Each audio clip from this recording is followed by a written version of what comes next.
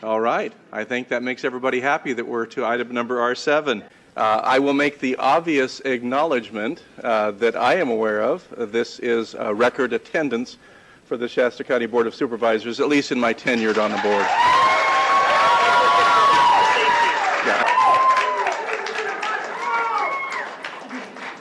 So let me go ahead and outline a process for item number R7 so we can all be on the same page and understand what it is that we are doing this morning. R7 is a discussion to receive input and discuss matters regarding geoengineering chemtrails, consider providing direction to staff, and consider taking other appropriate action as necessary. In a few moments, I'm going to go ahead and turn this over to Supervisor Giacomini to introduce her guest speaker today. What we have is we have a presentation that has been arranged in advance through Supervisor Giacomini, who placed this item on today's agenda. In addition to that, there are a number of speakers that had been arranged through Supervisor Giacomini to also join with that first presentation in order so that they might be grouped and clustered together. We're going to honor that request and take them as you had asked for in advance and agreed to, Supervisor Giacomini. After that, there are a lot of requests. In fact, a lot. It's a lot, as I'm sure that you recognize. We're going to take those in the order received today, okay? I'll proceed as quickly as I can now. So we have the issue of climate engineering, and semantics are important. Too much media and other officials, not saying this board, they've been very courteous, but have not used the scientific terms, and this is not used for a reason. Because the term chemtrails is not a scientific term, so we try to avoid those terms. But when you see CBS News, geoengineering to fight global warming is now mainstream topic conversation with all scientific organizations and with governmental officials, such as John Holdren, Obama's science advisor, who is actively advocating for the use of geoengineering. And again, these are aspects that media does not cover because this would legitimize this issue. This would bring credibility to it.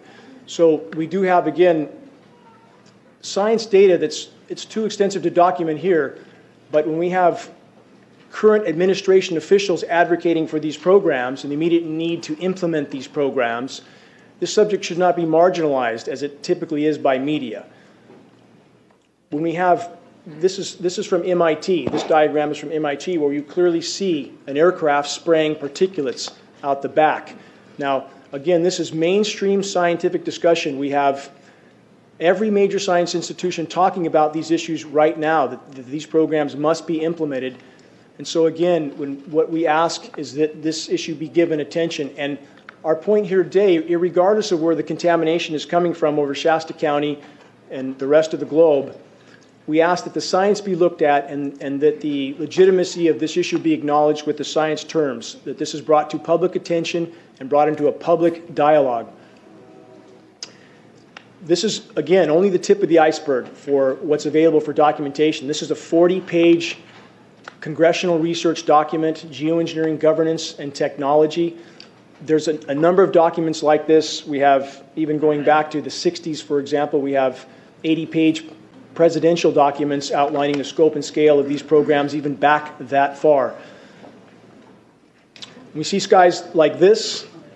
Certainly, we have a lot of people telling us this is normal commercial traffic, that this is normal, and that this is just random flights flying wherever they fly, and that this stuff sticks in the air. But if this is random, that's not so random. Do we think that commercial aircraft fly in grid patterns? Again, the data is absolutely there, but we have major agencies telling us that this isn't so. In fact, there's a NASA document that says chemtrails aren't real. But again, they use a term that's not scientific on purpose. And at the same time, we have patents from NASA for geoengineering.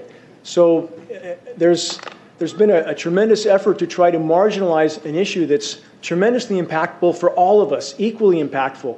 And I certainly don't see the board as adversarial to us. I mean, I'm very grateful that we've been allowed to speak here and bring this issue up to light.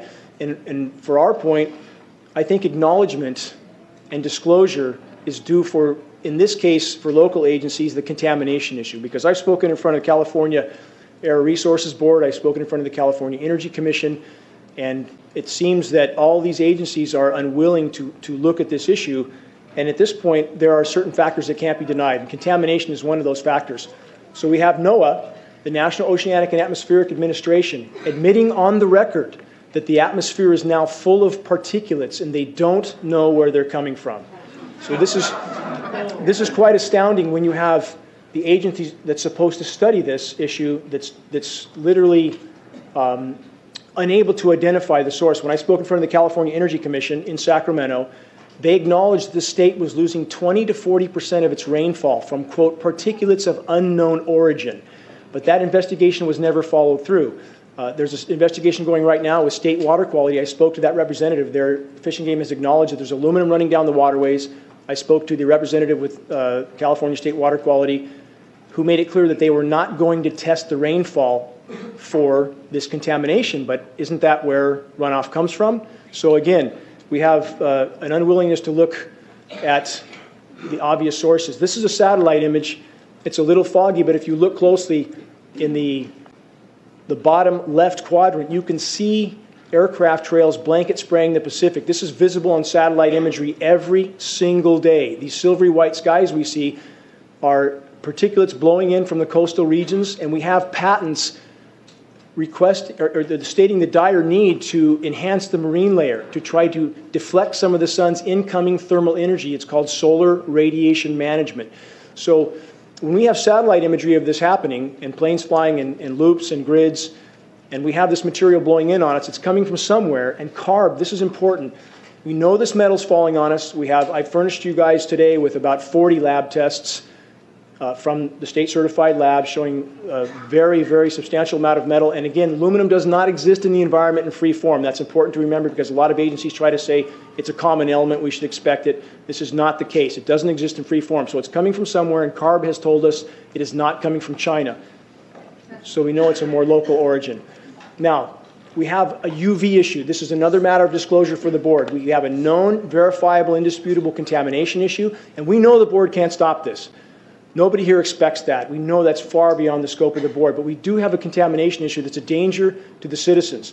So what I'm asking, is disclosure of this contamination, and we also have a very, very dangerous UV level.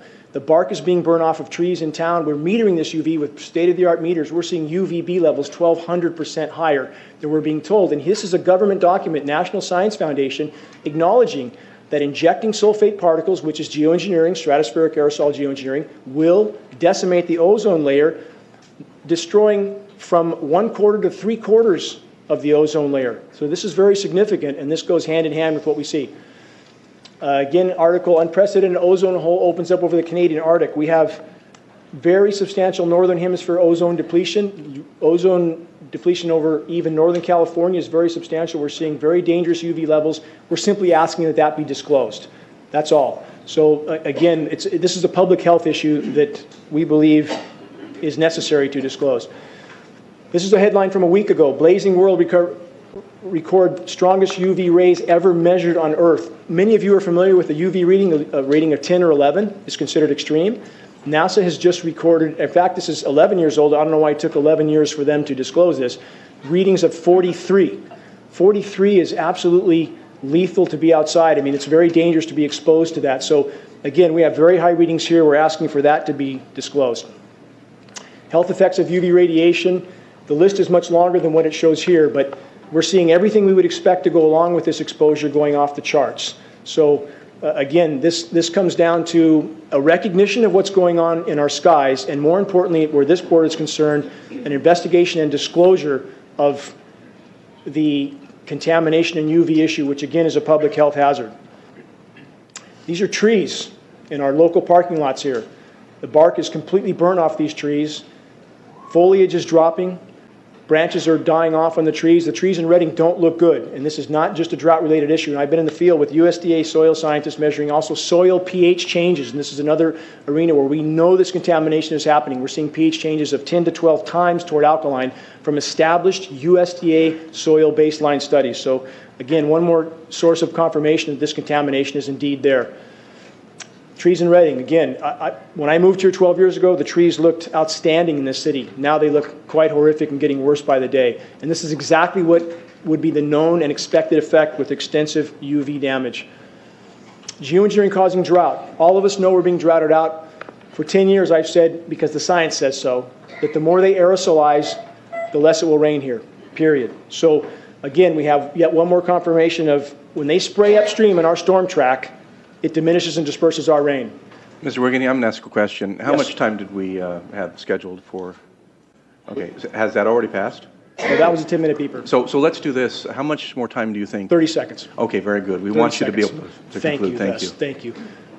NOAA already deciding that we're not going to get rain from El Nino, which is astounding that they would know that so quickly. Another satellite photo, and this is hard to see on this screen, but the entire, people can view this at geoengineeringwatch.org, the entire Pacific is covered with grid patterns in this shot. It's hard to see. Prevalence of Alzheimer's disease going off the charts. Autism, 10,000% increase. Known connection with aluminum, same with Alzheimer's and dementia. Alzheimer's and autism, the common link, aluminum exposure. Last slide, the right to know. That's all we're asking. The public has a right to know there's a public health hazard in regards to the heavy metal contamination and the UV radiation. That's all we're asking is for that disclosure. Thank you for the extra time. Thank you for addressing.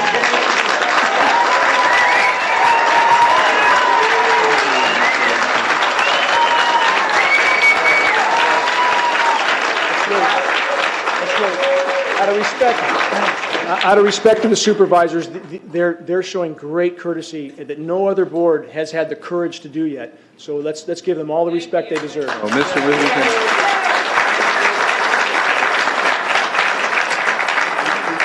Before we move on to the scheduled additional presenters at 3 minutes apiece, and I'm going to just ask in advance as you come up that we're going to hold you to that 3 minutes. They know that. I do want to ask this board before, because you're our main presenter today, if there are any additional questions at this time from this board. Okay. So I have just two questions, and I'd like to ask you, and please excuse this. This is not meant in any other way, but out of complete respect. Could you just really concisely, what do you believe the purpose of this engineered spraying is? I mean this in all sincerity. What do you say the purpose of it is? I can tell you what the stated purpose is by governmental document and U.S. tax. Yeah, right into that mic there. I can tell you what the stated purpose is. Solar radiation management, SRM, to block the sun. That's the stated purpose. The consequences don't seem to be considered with these programs, but that is the stated purpose on almost all UN and global governance documents for these programs. Okay, and obviously you presented a great deal of material to myself and to other board members over the years, and that is the conclusion drawn. I just wanted to draw that out today because I didn't hear that specific language, so I wanted to make sure we state that. But then on a personal level, I have another question, and I've asked many people, and no one's been able to answer this question for me, so I mean this in all sincerity. Why does the spraying create a drought in California and flooding in the Mideast, or the Midwest? Thank you for asking that question. Yes, thank you. I appreciate it. When you aerosolize the storm track, and the science backs up what I'm saying word for word, you diminish and disperse the rain. This is not seeding to create rain. This is seeding to create artificial cloud cover. And because there's too many condensation nuclei, it tends to disperse that moisture exactly as we've seen over California again and again. Back to my talk in front of the California Energy Commission, they recognized this fact. I spoke to their top scientist. When you have too many particles in the air, it diminishes rain. It does not augment it if those particles are too small. So it tends to migrate moisture from one place to another, creating drought and deluge. And this is very well documented from every major science institution, from MIT, Scientific American. These effects are known. So it's not a uniform effect. It tends to disrupt the hydrological cycle completely. So when you spray upstream in the storm track, it tends to migrate that moisture somewhere else where it comes down in a deluge. And that's exactly what we see. Mr. Wigington, thank you very much. Thank you, I Les. appreciate that. Don't go away.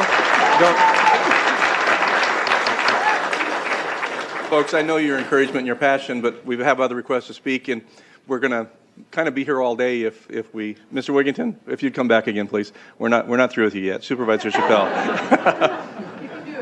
Thank you, Chairman Baugh. You're welcome. Mr. Wigington, I've had one statement here, and I want to see if you confirm that or not. In your belief of following through with this and trying to get situations resolved, is it because it is a public health hazard? Is that one of your number one concerns, that this must be disclosed? That is our request of the board, because that is why these programs can go on and on and on, because media will not cover it until the actual effects are made known. And this contamination issue, again, is absolutely verifiable. Same with the UV issue. We can meter it for you. We have state-of-the-art meters. So, and we have corroboration from other science studies. So yes, that is the request of the board. We fully recognize the board has no power to deal with this issue, nor does CARB, nor other state agencies. But the contamination issue is a public health hazard, and we believe that disclosure is necessary, required, and that's all we're asking is disclosure of the heavy metal contamination and the UV issue. That's what we're asking for. Yes. Thank you. Very good. Any other questions from the board of Mr. Wigington at this time? Mr. Wigington, thank you very much for the presentation. And then I'll ask Supervisor Giacomini, do you have the order, or do we want to go to Mr. Supervisor Modi? My gratitude to all of you. Thank you, sir. Leonard, everybody on Very my good. list? Okay. So the rest of the agreed upon presentations, they are going to be called out in advance, and then Supervisor Modi is going to move to those who submitted requests today as well to speak. Thank you, Supervisor. You know, and maybe I can suggest one other way to show your support of the speakers, but at the same time allow us to proceed. I did this one time before, and it worked very well.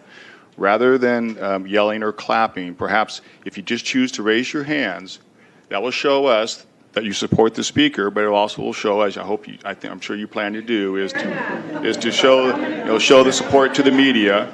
So maybe that might be one way to. You're getting some love, Supervisor Modi. I saw some hands out there. So, perfect. So the next speaker is Rosalind Peterson, followed by Alan Buckman.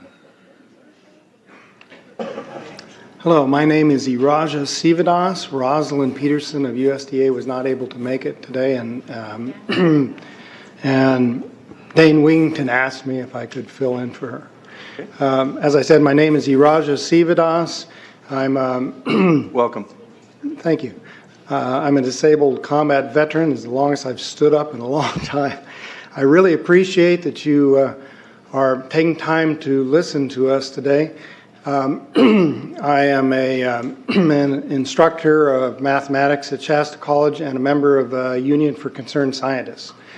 And this will be very short. I have a very short talk. There's just two main points that I'd like to make. One is that aircraft making a condensation trail is very similar in many ways to when you go outside on a cold day and exhale. You create a condensation trail. That little cloud is a condensation trail. Now, if you take a 2-mile walk on a cold day and you can turn around and you can see your condensation trail tracking all the way back for 2 miles, that's the kind of idiocy, excuse me. That's how crazy it is to think that what we're looking in the sky is actually condensation trails when they travel from horizon to horizon. The second point is there's a huge amount of aluminum being found because these sprays have aluminum, strontium, barium, manganese, and there's a lot of argument that aluminum is very common to be found, but aluminum is only common in a bonded form. It's not common in a free form, and we're finding high rates of free aluminum in the soil, which is not natural. So thank you again for listening to us. Appreciate it. Thank you, Mr. Sivadas. Alan Buckman, followed by Francis Mangles.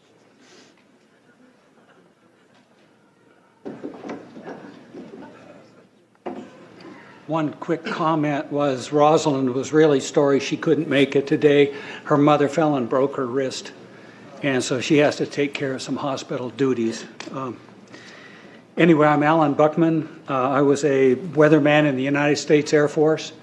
I was a wildlife biologist with the Department of Fish and Wildlife for 38 years. I have a lot of experience, field experience. I've been studying the cloud situation and doing research for the last 12 years. Our air and our natural resources, I want to tell you that we're in very great danger from the pollution that's coming down over us.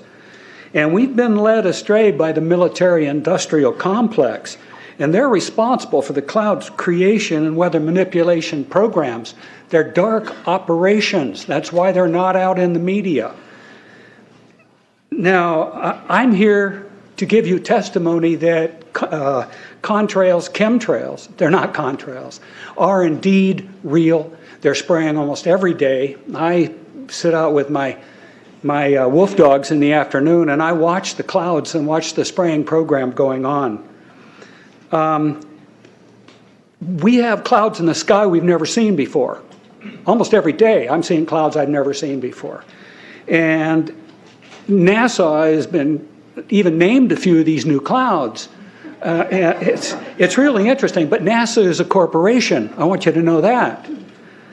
We were warned about the takeover of our freedoms by the military-industrial complex by both Eisenhower and Kennedy.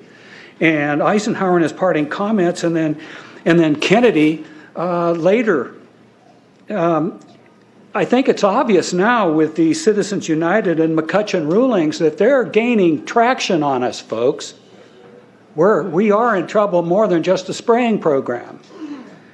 The metal compounds that are being used are environmentally dangerous. We need to be monitoring them. We need to be testing them.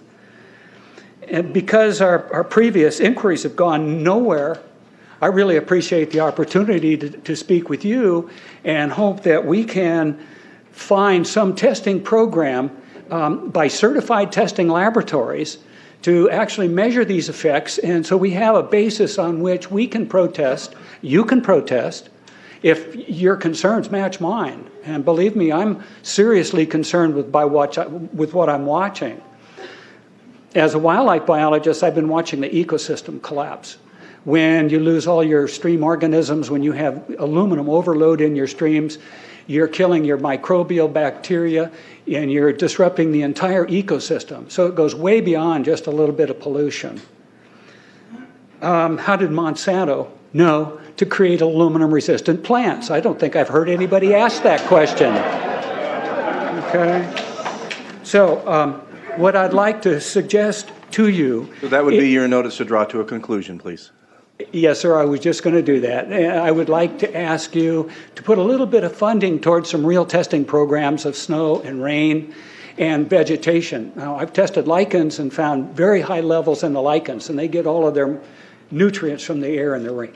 So it's a good guideline, and I think you would find out a lot of things to help support this. Francis Mangalis, followed by Jeff Nelson. Welcome.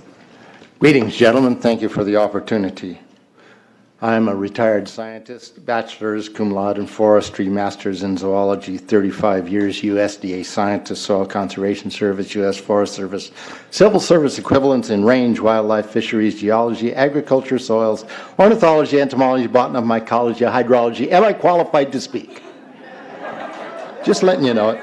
Okay, these previous guys, I've watched exactly what they do, and yes, they are correct. I've seen exactly the same stuff, so ditto marks on those. Insects. I've done studies in Siskiyou County. They're at 20% of normal. The aquatic insects basically made a nosedive in 2006 to about 20% of normal. So far this year, I've sampled 200 trout stomachs. 98% of them are empty. So sorry about the trout fishing, fellows. The mayflies, stoneflies, dipterus, and caddisflies are damn near gone, except in the areas where there's springs. I'm going to remind you to address the Board of Supervisors, please. The terrestrial sampling is down to about 20% of normal, except for pest species like ants.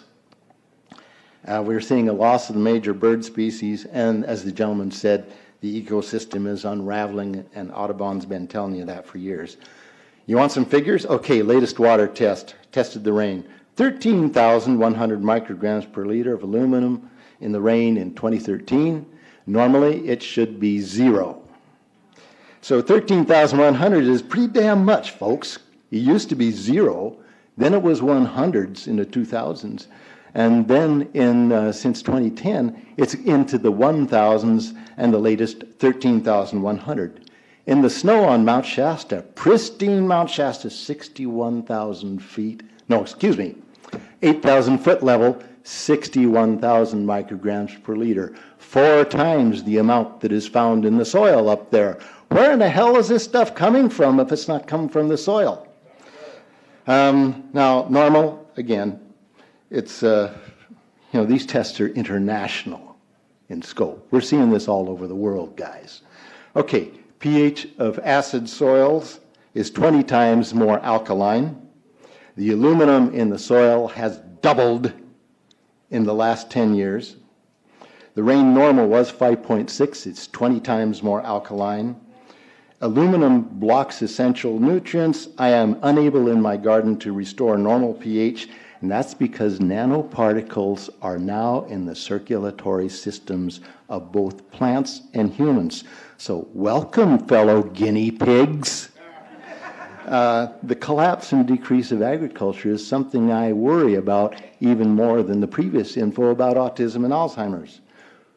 Just about there. Okay, see my paper, Geoengineering What We Know. The latest update is 7/11/14. It's available, and nobody has been able to correct it or debunk it for 5 years.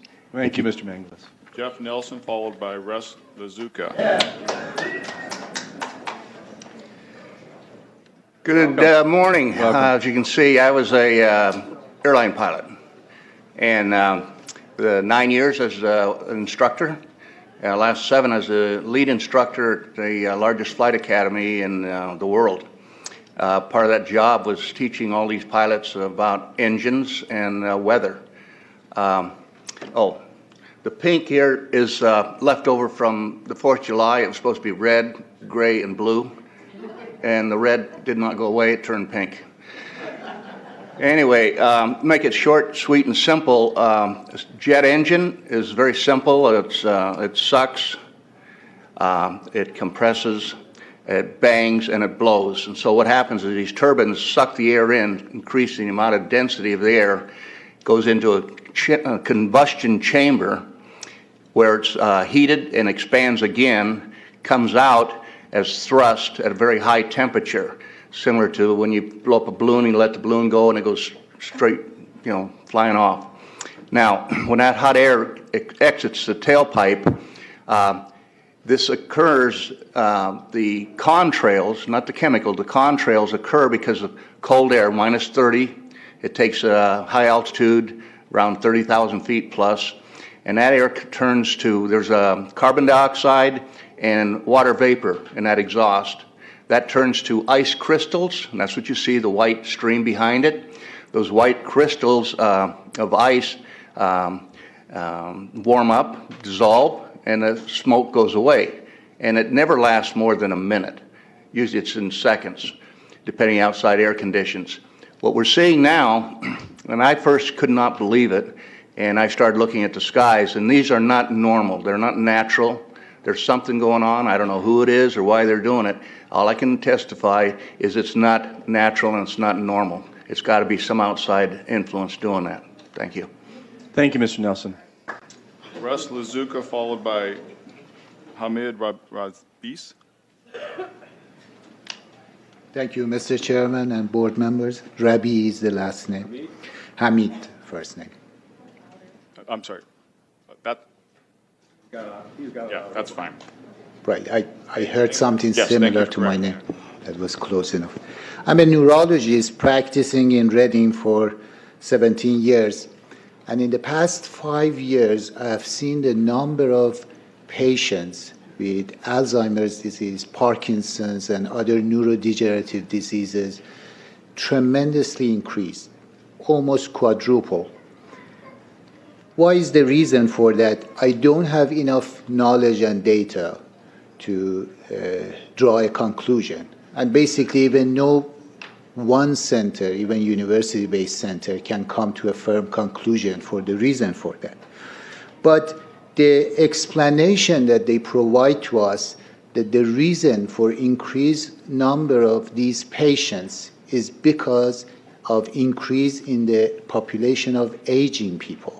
Means that people are getting older and stay alive because of progress of medicine, and that causes the dementia to surface up, does not seem very convincing. Almost is like saying that dementia is like this and an act of God.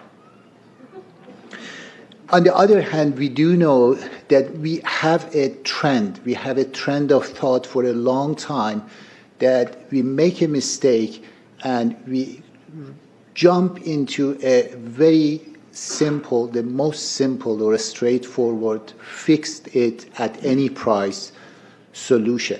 And it seems like this is the scenario is playing at the present time.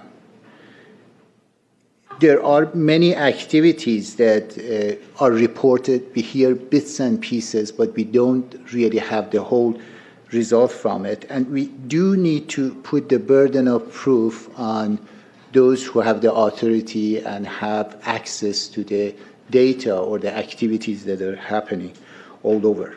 We know that there are a small group of experts, scientists, that their conflict or lack of conflict of interest is not very clear to us.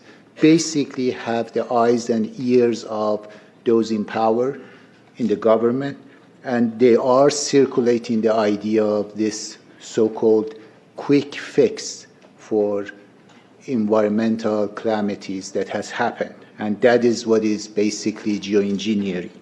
They provide solutions, basically, as you heard, to spray nanoparticles, very small particles, to basically reflect the dangerous irradiation from the space. So that would be your notice to draw to a conclusion?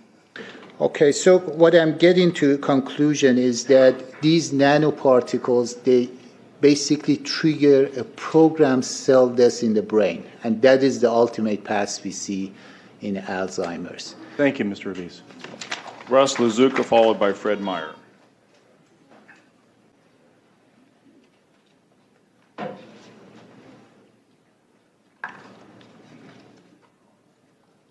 Thank you, Board, for hearing me today.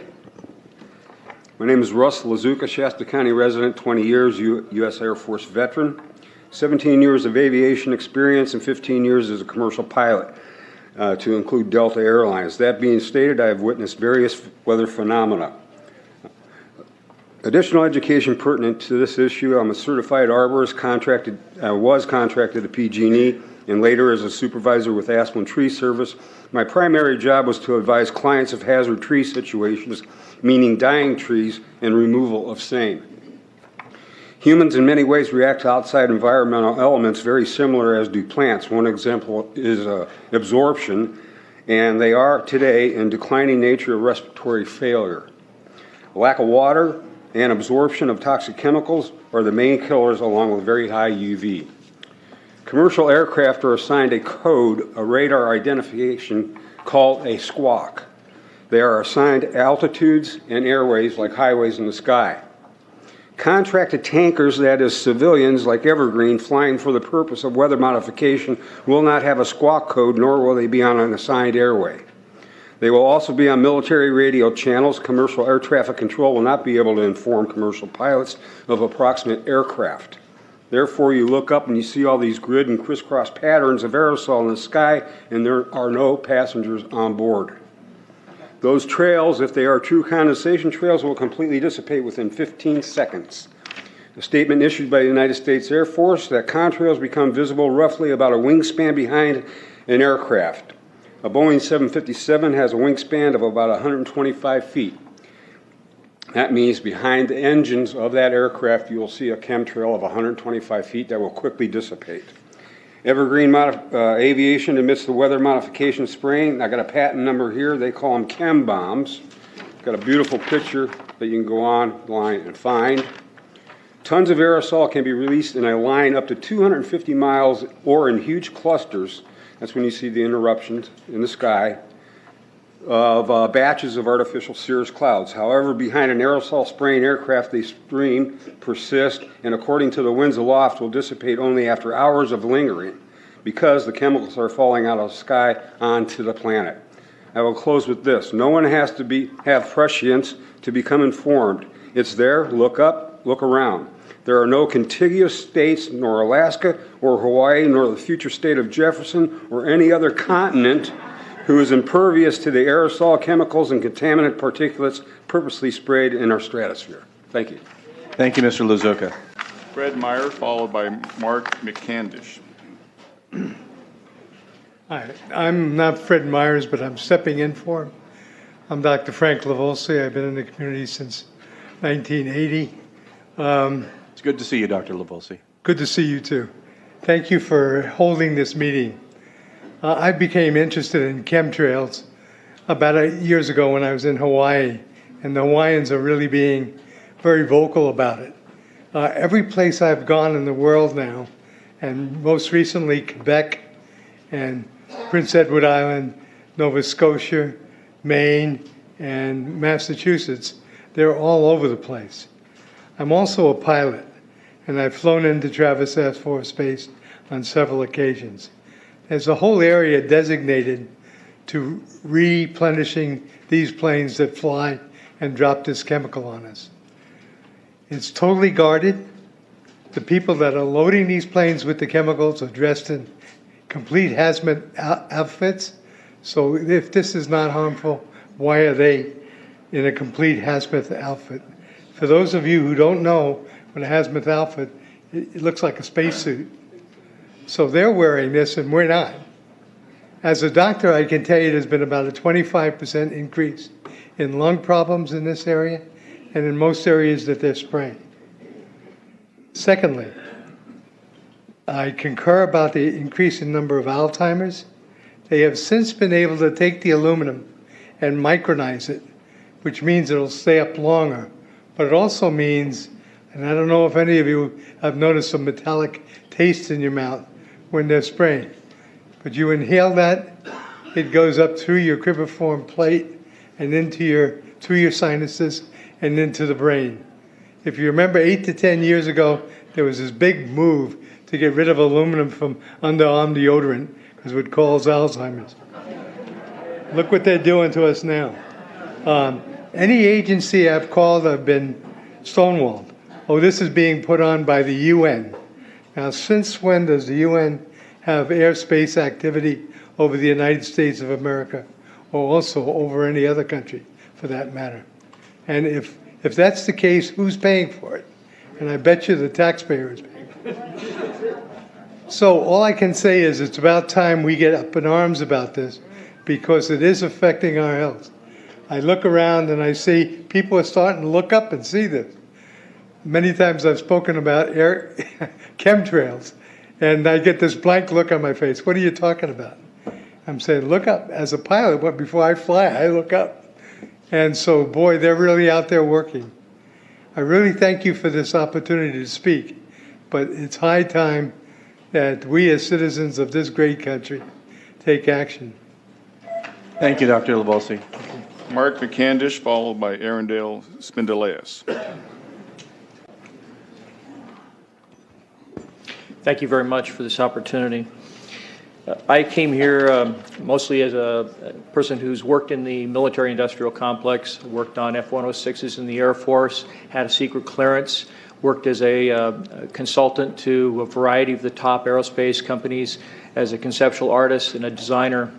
I've had a secret clearance for a number of years, and I've worked on systems that are still classified today, 20 years later. I want to give you a little bit of history on the background behind nanoparticles has been described before. A nanometer is 1/1000th of a meter. It's very small. In fact, if you have particles, say, that are 40 or 50 nanometers across, you can take and line 50 of them up next to a single red blood cell. These things are extremely tiny. They're pervasive. The manufacturing processes, there's probably 5 or 6 different ones that I know of. There's probably others. But the explosion of nanotechnology has grown since the late 1980s, early 1990s, and is now growing exponentially. If you've ever seen or heard of a grain silo explosion, where particles of grain grind against one another, produce a dust, and then one spark will set it all off in an explosion. This is kind of exemplary of what nanoparticles represents in terms of the impact that they have on the environment, because you can spread so many small little particles through the environment, it dramatically increases the surface area that's in that environment. because there's so many of them. When you look up at the sun and you see a white haze, that is aluminum floating in the air right now, and it's coming from the aircraft. Now, as it happens, the Air Force conducted a study starting in 1993. It was called In Vitro Toxicity of Aluminum Nanoparticles in Rat Alveolar Macrophages. That's a real fancy way of saying testing the effect of aluminum nanoparticles on the white blood cells in the little air sacs in your lung, the alveoli. And what they found in this 8-year study was that these particles, when you're exposed to them long enough, it suppresses the ability of your white blood cells to defend you from airborne infections coming into your lungs. So it suppresses your immune system. But they also found that these same particles, once they get into your system, they can actually go through the barrier in each one of the cells. They get inside the cells, and these particles can actually suppress the ability of mitochondria, which are in the cells that help to gobble up toxins and things that would be harmful to the nucleus and the reproduction process of the cells in your body. These processes are suppressed, and so essentially by breathing this material in, your immune system is dramatically suppressed. Now, in addition to this, the materials that are going into the environment right now, aluminum oxide nanoparticles and barium nanoparticles, these just happen to be the same materials that they use in nanothermate explosives. And so when this stuff settles down out of the air into the environment, it is small enough to be absorbed through the root structure of the trees in the forest. And so when there's a forest fire, and there will be a forest fire, those fires burn dramatically hotter.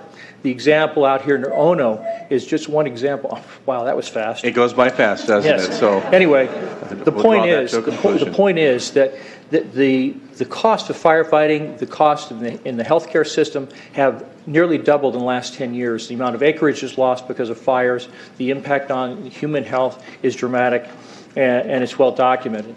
So, in fact, in closing, I want to say that NASA has also conducted a research program in what they call metallized fuels. We're actually putting aluminum oxide right in the fuel because it has 2 atoms of aluminum and 3 atoms of oxygen. So during the combustion process, it releases all that oxygen and dramatically increases efficiency, but it leaves the aluminum in the air. Thank you, Mr. McCandless. You're welcome. Arundel Spindaleas, followed by Kim Moore. Is Arundel here? Good morning. I guess I'm a substitute. I'm Dr. Steve Davis. I'm a practicing chiropractor, naturopath here in the community. Been here for almost 30 years. And the unfortunate thing is that I started out in this healthcare practice. I actually got my undergraduate work over at Humboldt State. In Humboldt State, we had a bunch of hippies that hugged trees, and then what we're doing was worried about the environment. We created this thing called the Environmental Protection Agency, and then from that, we're looking at the air, food, and water. Air, food, and water is related to the particles, the chemicals, and substances. We have agencies, federal agencies, state agencies, local agencies, whose job is to try to protect us from all this. Then what happened is that we have industries that have tried to come into our community here. They do not stay or do not come because the EPA won't allow them because of what they're going to release from ground up. We got things coming from sky down, and it's a huge, huge problem. Because as it comes down, what happens is a couple of things. Is that it actually is in our air, we breathe it. And as we breathe it, it's actually going to go up to our nostrils, into our brain, easiest access to our brain frontal lobe. The contaminants that have been identified, which already been mentioned, are aluminum. Aluminum is the #1 free radical generator to the brain to cause early apoptosis, which is early death of brain, and it begins to set off the scar tissue, which we call the amygdalin, which is part of the chemical matrix related to Alzheimer's. That's problem #1, because when we look at the Alzheimer issue, we say those are the old. The real problem is, and the real scare I have, is as I am a father of 2, I am a grandfather of 3, my youngest one will be getting married next August, or this August. Hopefully she will be able to spawn and have some children of her own, and then we'll have more. So the whole process is that in what we have going on is our children, when they're playing outside, your emblem says, come to the North State, enjoy us, enjoy the mountains, the streams, the fish, etc. Come to us and bring your resources and your money, and children go outside and play. In the last 5 years, I do alternative medicine, which means we're looking for those things. I was part of the early group that was looking for aluminum in ADD and ADHD. And all of those children that started to develop those phenomena had high levels of aluminum. When we figured out protocols to detox them out, to free the body of those particular contaminants, what happened is that their brains came back. When we do this to the age, it doesn't come back as quick, but it will come back. But I'm seeing Alzheimer's in 56 years old. Back in the 70s, Alzheimer's when you were 80. So the drama is our children. ADD started in the 70s. Autism was not on the radar. There was no documents, there was no information. It was 1 in 100,000 children. Today, what we have is 1 in 48 boys. Boys play outside all day. As a kid, when I was a little boy, I was outside all day long. And the unfortunate thing is that moms now, when I do my testing... Draw it to conclusion, sound. Thank you. Okay. When I do my testing, and we do hair analysis and other mineral analysis, we see these things. The thing that's most disturbing to me is aluminum, cadmium, barium. Barium substitutes for calcium. Calcium makes strong bones. Cadmium is a known carcinogen. It's actually in Prop 65 in the list, a known carcinogen. So what we have is this. We have environmental contaminants. We have been aware of this since the 60s. Now we've got seen an onslaught. We need to have some kind of way to warn moms, keep their kids from going outside. Thank you, Doctor. One question for you. Are you also a neurologist as well? No, I'm not. Sorry. Okay, just want to clarify. Thank you. Thank you. Thank you, Board of Supervisors. I'm Joe Marmon from Sacramento, an attorney. And back in May 6th of 2011, I called your Shasta County Air Pollution Control Officers, Russ Mull and Ross Bell, asked them how come Shasta County is getting sprayed like crazy with this geoengineering chemtrails. And they said, we don't know anything about it. I said, why don't you look into it? There was no answer. I wrote to them and I explained in a 2-page letter what was going on with this geoengineering spraying, and I got no answer from them.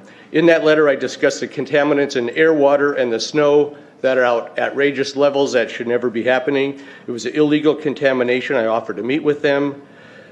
I suggested that I would volunteer to sue Shasta County residents, to sue Shasta County for failing to act to protect the citizens and failure to enforce air quality laws. I still got no answer. July 12th, 2012, I wrote to the federal government, Leon Panetta, Secretary of Defense, James Miller, Undersecretary of Defense for the Army Policy, and General Norton Schwartz, Air Force Chief of Staff, because Air Force, they still denied any knowledge of geochemical engineering weather warfare. They also denied having any information with my Freedom of Information requests.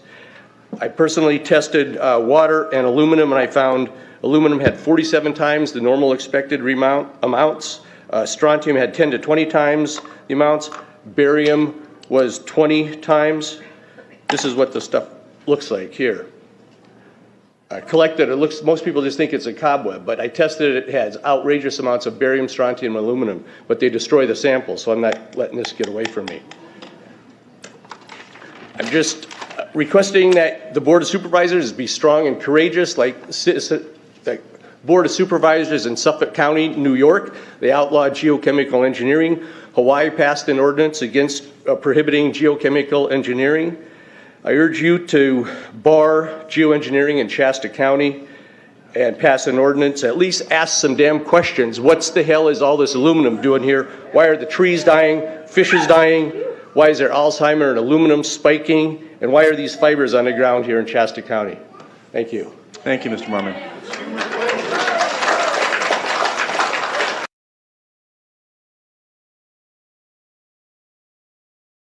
Let me make some general observations and then a couple of specific ones.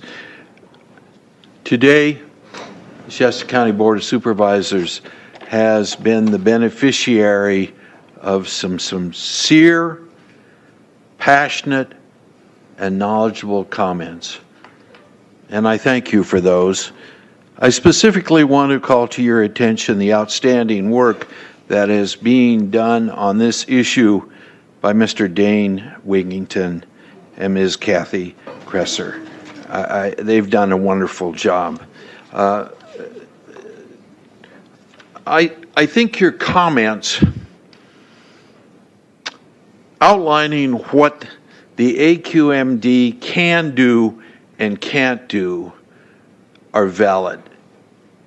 And I think the board has to be mindful about those. But I will tell you, especially in the arena of the U.S. EPA, I am disappointed in that, let me finish, please, before you might want to take your hands down. I am disappointed because there was a man running for U.S. Congress that said he's one of us. Is his representative here today? Did you see his representative here today? I did not. And I think it would have been productive and helpful had his representative, LaMalfa's representative, been here today to listen to this heartfelt testimony. I am in agreement with my colleagues about sending letters and a call for action, but I would hope that we could go a step further in that. And you tell me, Mr. Lees, if this is possible, which I think it is. I would like for us to send a copy of this video where all of you spoke today, all 2.5 or 3 hours of this testimony. I would like that video to be sent to our senators and our U.S. representatives, and also our representatives in the state of California. We'll do that. Let them listen to the passion that came out of this meeting today. Thank you. Thank you, Supervisor Kehoe. Supervisor Giacomini? Well said. I would so move. Second? Second, and then under discussion, Mr. Lees. May I just ask for a clarification of the motion? Certainly. Certainly. That we gather the information from the park, so we have hopefully some data. So that's the first thing on the list, I believe. Okay. Then we compile information that we heard today in a succinct letter along with that information, send it to all the representatives that David has outlined, as well as those agencies, Cal EPA, US EPA, California Air Board, and perhaps the Department of Transportation, like Rick mentioned, along with a video of the hearing today. Is that clear? Yeah, that's good. Thank you. So, you want a second? Do you want to re-second? Do we have a second to that already? We have a second. You're second. Well, I seconded it, but I'll withdraw, Mr. Modi, if you'd like to second it. I just have a comment, Okay. so go ahead. Okay, so do you want to confirm? Yes. Your second. Thank you, Mr. Modi. Yeah, I just want to know if part of that is, we also asked Mr. Simon to go find out what he can, we talked about, you mentioned about Lassen Park, but I mean, what we can do as far as measurements and those kind of things, not that we're asking you to do them, but just find out what that process would that be part of the... Yes, perfect. You can add that. David, do you agree? Yeah. Okay. I have one other question of Mr. Lees. Mr. Lees, should anyone in the audience wish to get a copy of this video, how can they go about doing that? There's a couple of ways to do it. The easiest and most effective way, in my opinion, is to go online. Within an hour or two, you'll be able to watch this entire meeting at any place you want to. You don't have to sit there and watch the whole 3 hours or 4 hours, but you could actually pick out different portions. So you can actually go on the Shasta County website, go online, and watch any one of our Board of Supervisor meetings. And it should be ready to go certainly within the next 2 or 3 hours. This is a little longer, so I'm giving myself a little bit of time. So. Thank you, Mr. Lees. Supervisor Modi? Yeah, I just wanted to, I think we're going to take a vote here in a second. I wanted to add one more thing under discussion. I also wanted to personally thank Mr. Wigington for your efforts here today. I thought that you put together a very well thought out presentation, and I can tell you that I sat down and watched an hour and 20 minutes, I think, whatever it is, 110 minutes of the video. I watched all that, so I had a chance to do that as well. And I think I just would wrap it up with one little, I want to go too far with this, but I wanted to say that, this is an uphill battle for probably some of us here at the board level with this information and stuff. But I thought that the way that the speakers spoke today with respect and tried to just tell their story and not be accusing other people or attacking other groups and stuff. I mean, pretty much everybody did that. I think that helps your cause. If people don't do that, you're going to turn people off really quick, because no one's going to help you when you spit them in their eye and then ask for help. So I do appreciate that you made that effort, and I know Kathy helped you do that as well. So thank you for taking the time and effort to bring so much information to us today. And then just under discussion, I have one question in regards to the motion that's made. It was pointed out earlier that we had in 2008 sent the material, but that it lacked the request for a response.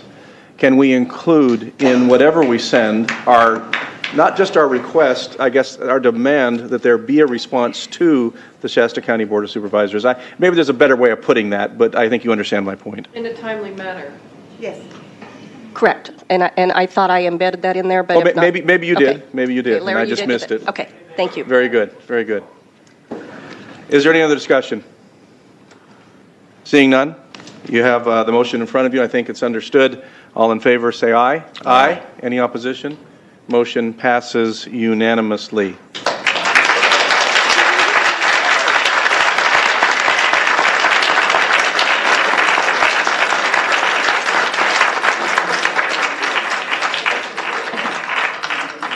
So again, thank you all for attending today. I think that you have exactly what you asked for, a platform, and that was offered and received today. And I believe that it wouldn't surprise me at all if the response is one that exceeds far the boundaries of Shasta County in terms of the platform that is offered, as evidenced by those who attended today from around the world. That's very impressive.